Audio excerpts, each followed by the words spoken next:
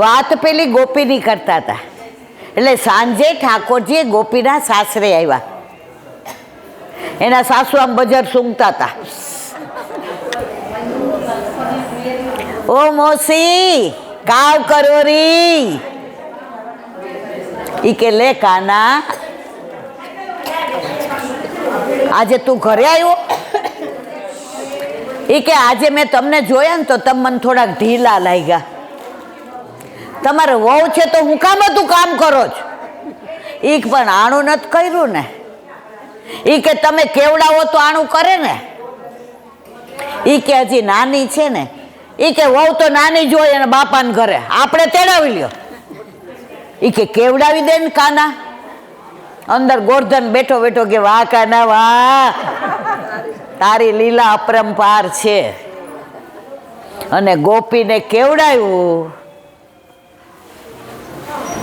મા બાપે અઠવાડિયામાં હોળીમાં ગોપીને ઘરે મેં તો ના જાઉંગી. શરૂઆતમાં દીકરીને એમ કે ને પાપા હજી વાર છે, હું તો નાની છું. મનમાં કહેતી હોય કે સાચું નો માન લે તારું. સમજા કે નહીં? પણ મનમાં ધાણી ફૂટતી હોય. ના જાઉંગી ને પછી કે જાઉંગી સસુરાલ. તો જેટલાના ઘરે ઠાકોરજી નથી બિરાજતા બધાને તકલીફ હોય. ઘણા બનાવી ઈલા બેન તમને શું વાત કરું, આવી તકલીફ છે. તમારા ઘરે 20 વર્ષે પ્રેગ્નન્ટ થાવ ને દીકરો કે દીકરી આવે તો તમે ના પાડો કે મારા ઘરમાં અમે એક રૂમમાં ભાડે રહીએ છીએ, જગ્યા ઓછી છે? ના પાડો કે આવવા દો? તો ઠાકોરજીને કેમ ના પાડો છો? એકવાર યા હોમ કરીને પડો મેદાને, ફતે છે આગે.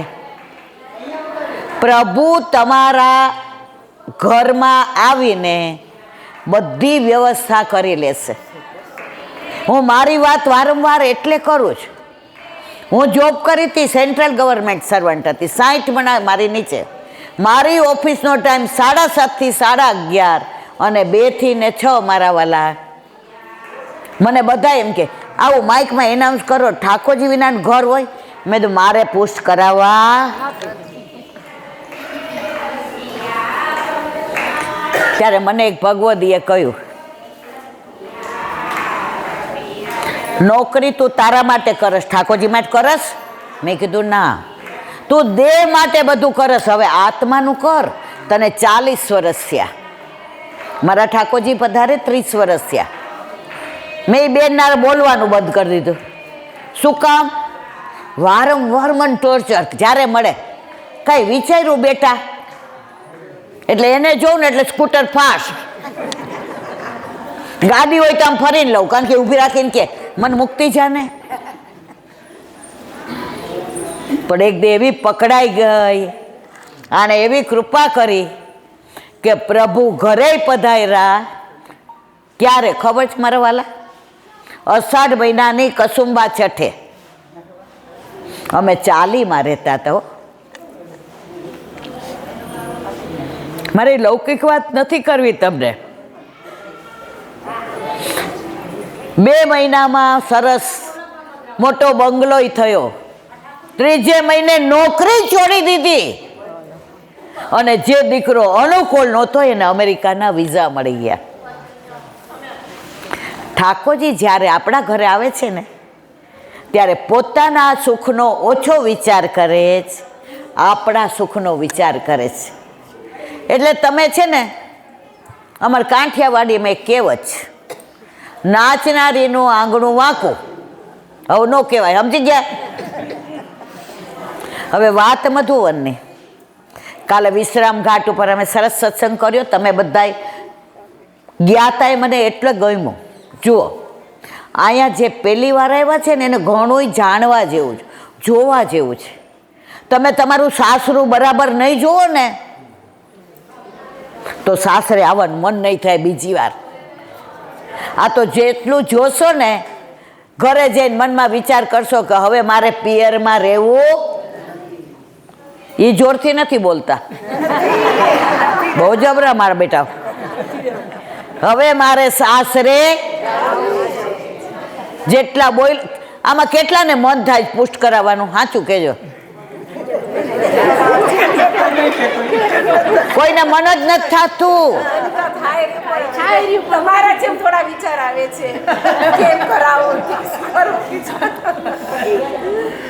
એકવાર પુષ્ટ કરાવી લો પછી તમારે તમારી ચિંતા નહીં કરવી પડે મારા વાલા.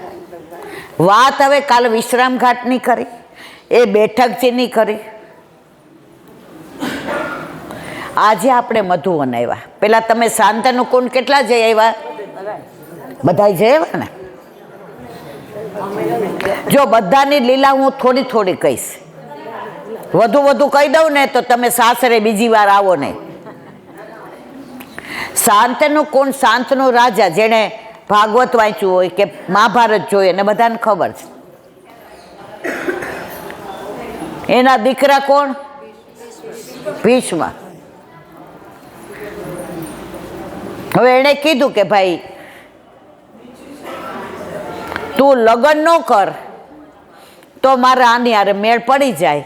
અને ભીષ્મ પિતામહે છેક લગી ભીષ્મ પ્રતિજ્ઞા લીધી, લગ્ન કર્યા નહીં. એ બધી લીલા તમે જાણો છો એટલે હું આગળ અનુસંધાન નથી કરતી. તો એ શાંતનુ રાજા ઉપરથી શાંતનું કુંડ બહુ રડિયામણો છે, પણ હજી આપણી આંખમાં, આપણા મનમાં, આપણા હૃદયમાં, આપણા અંતરમાં ગંદકી છે ને. અભિમાન, અહંતા, મમતા, દ્વેષ, ક્લેશ, પાપ, પ્રપંચ, તારું મારું. હજી કોક આપણી જગ્યાએ બેસી જાય એટલે કહીએ એ બેન ઊભા થઈ જાઓ, હું આ બેઠી હતી, ત્યારે આપણું મોઢું જોવા જેવું હોય.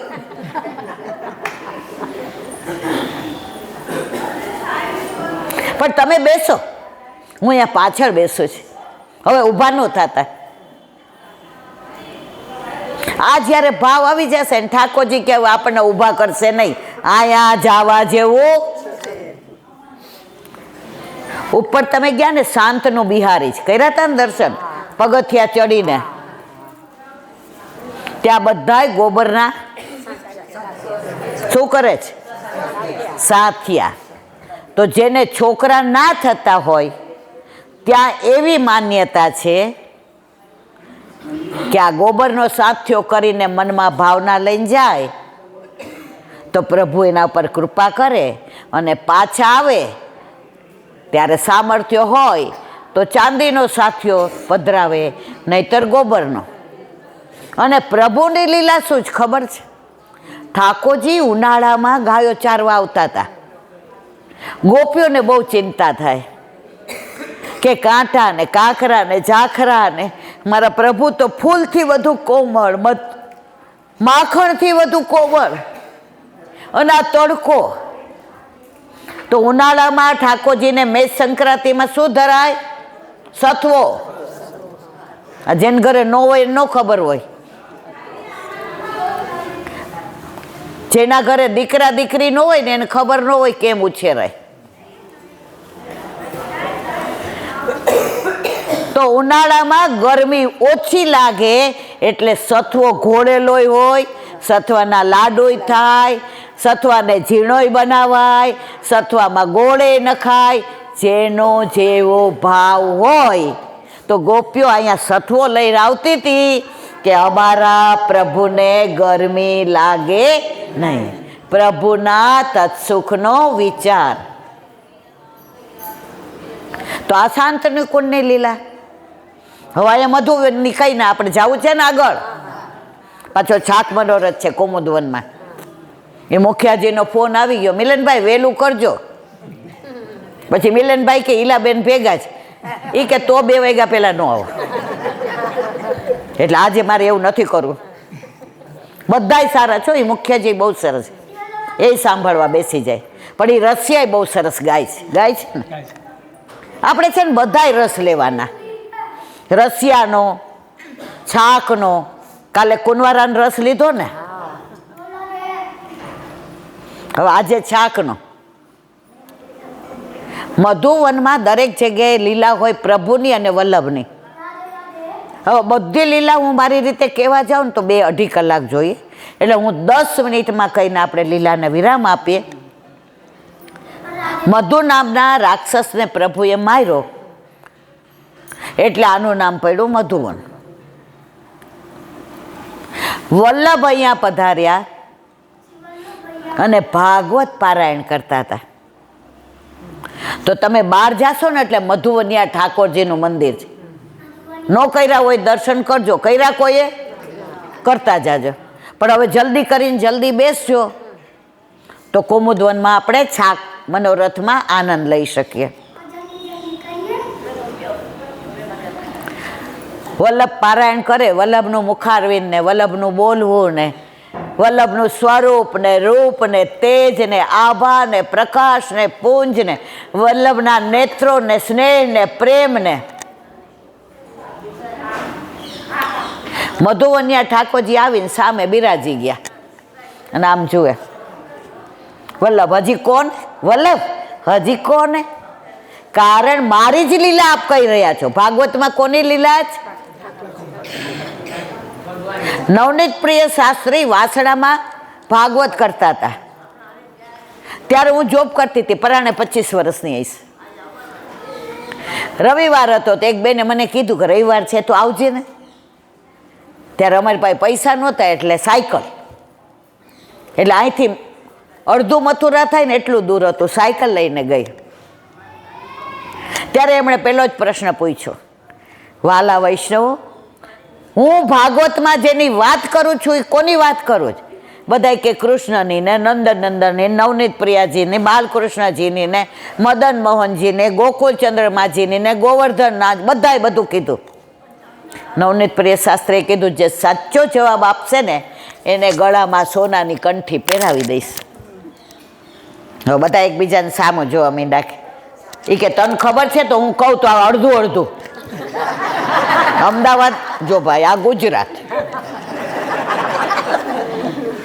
આપણે તો હાવ નવા વિચાર્યા, પણ અમારા ઘરે રોજ સત્સંગ થતો હતો.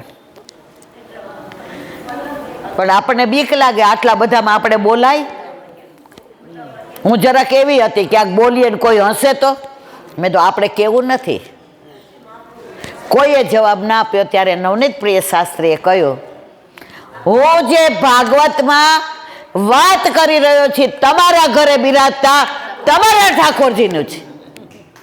જેણે બાલ લીલા, હોરી લીલા, ચોરી લીલા, પ્રેમ લીલા, રસ લીલા, રાસ લીલા, પનિહારી લીલા, અન્નકૂટ લીલા, ગોવર્ધન લીલા, આ જે લીલા કરીને જે આયના 5000 વર્ષ પહેલા સારસ્વત કલ્પના ઠાકોર, એ જે ઠાકોરજી તમારા ઘરે બિરાજે છે, બીજો કોઈ છે નહીં. તો મધુવનિયા ઠાકોરજી કે વલ્લભ હજી કોને? હવે 7 દિવસ થયા એટલે વલ્લભે કહ્યું, મારા નાથ, હવે મારે આગળ પરિક્રમા કરવા જવાનો છે. મને તમારી પાસેથી જાવું ગમતું નથી, પણ આપે જ મને કીધું છે કે બધા દૈવી જીવોને શોધી શોધીને એનો હાથ મારા હાથમાં સોંપો. મધુવનિયા ઠાકોરજી વલ્લભની ગોદમાં બિરાજી ગયા. આમ કરીને કે વલ્લભ, મેં તો આપકે સાથ ચલુંગો. અરે મારા વાલા, મારે ઉઘાડા ચરણે પરિક્રમા કરવાની. ટાઢ ને તડકો ને કાંટા ને કાંકરા ને ઝાખરા. હું ફરી વાર આવીશ ને મારા વાલા ત્યારે આપને પધરાવી જઈશ. મધુવનિયા ઠાકોરજી કે વલ્લભ, ફરી વાર હું તમને ક્યાં મળીશ ખબર છે? તમારો એક સેવક પદ્મનામ દાસ શરણે આવશે અને તમે એને ઠાકોરજી લઈ પધરાવાનું કહેશો ત્યારે કહેશે કે કાંઈક એવું દેખાય તો પધરાવું. ત્યારે કર્ણાવલ, આપણે ગોકુળ જવાના છીએ ને મારા વાલા, ત્યાં સામે કર્ણાવલ છે, ત્યાં મથુરાનાથજીનું પ્રાગટ્ય છે, ત્યાં વલ્લભના બેઠકજી છે. આપણી પાસે આપણે કેવું છે, રાત થોડી ને વેશ જાજા. જો રાત થોડી વધી હશે તો આપણે જાશું, નહીં તો બીજી વાત સપ્ટેમ્બરમાં મારી ભેગા આવજો.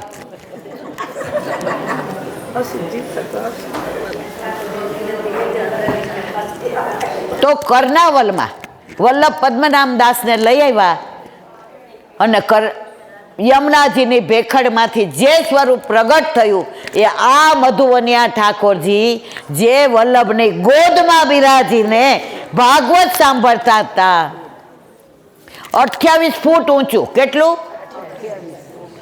વલ્લભ કે મારવાલા, કળિયુગમાં કોઈ આ પહોંચી શકે નહીં, અમારી જેવા થઈ જાઓ. તો 28 ફૂટમાંથી 28 ઇંચના થયા, પોતાની થોડી જેટલા, અને પદ્મનાભ દાસના માથે પધરાવ્યા. એ સ્વરૂપ કયું? મથુરાનાથજી. પણ મૂળ કયું? મધુવનિયા ઠાકોરજી. હવે સમજાયું બધાને? હવે 2 મિનિટમાં ઠાકોરજીની લીલા. અહીંયા સામનીજી પધાર્યા, રાધાજી પ્યારીજો આવીને આમ તપમાં ધ્યાનમાં બેઠા. એટલે લલિતાન, વિશાખાન, શુભગાન, કેતકીન, સંજાવલીને રહીને ભામાન, શ્રી ભામાન, શેફાલીન, મંગલાન, શ્રુમંગલાન. એ કે આપ કોનું ધ્યાન ધરો છો? જેના વશમાં શ્યામ સુંદર હોય એને કોઈ તપ કરવાની જરૂર છે ખરી? હું ને તમે તપ કરીએ છીએ? કોઈ યજ્ઞ કરીએ છીએ? હા ના તો કહો કે કરો જ? માતા મહાદેવમાં માનીએ જ? નિવેદ કરીએ જ? અહીંયા બેઠા છો વ્રજમાં, ખોટું બોલશો તો વલ્લભ સાક્ષી છે. આપણે સાક્ષી વિના વાત જ નથી કરતા. મારે જવાબ ન દેવો પડે ને તમારે બધાએ દેવાનો. સામની જે કહ્યું, બધી બહાર ઊભી રહ્યો, કોઈને અંદર આવવા દેવાનું. બધા ઊભા રહ્યા, ઠાકોરજી પધાર્યા. બહુ લાંબી લીલા છે, પણ 2 મિનિટમાં કહી દઈ, હવે નીકળવું છે આપણે. આમ કરીને અંદર લલિતાજી કે ના,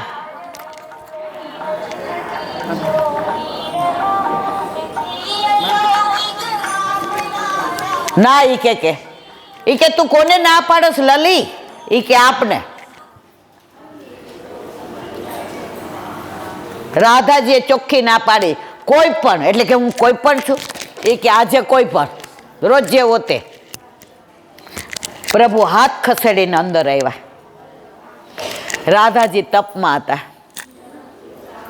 ઠાકોરજીએ આંખ ઉપર હાથ મૂકીને કે રાધે, એ રાધે, કોના માટે તપ કરો છો? કોના માટે ધ્યાન કરો છો? ત્યારે કહ્યું, પ્રભુ હું તો આપ નહોતા પધાર્યા ને એટલે આપના માટે ધ્યાન કરતી હતી. ઠાકોરજી કે ફલિત નું થાય. રાધાજી કે કેમ? રાધે, તમારું ધ્યાન તપ ત્યારે જ ફલિત થાય જ્યારે મારા વ્રજ ભક્તોને મારા વૈષ્ણવ સહિત ધ્યાન કરો. એટલે આપણા વિના પ્રભુ રાધાજીને પણ ધ્યાનમાં આવતા, અને તોય આપણે ઠાકોરજી પધરાવતા. જો કેવું બોલે છે બધા, નથી. ઓલી પરીક્ષામાં જાણે ફર્સ્ટ ક્લાસ ફર્સ્ટ આવ્યા હોય ને, પણ આ તો નાપાસ વાળા જ બોલે છે.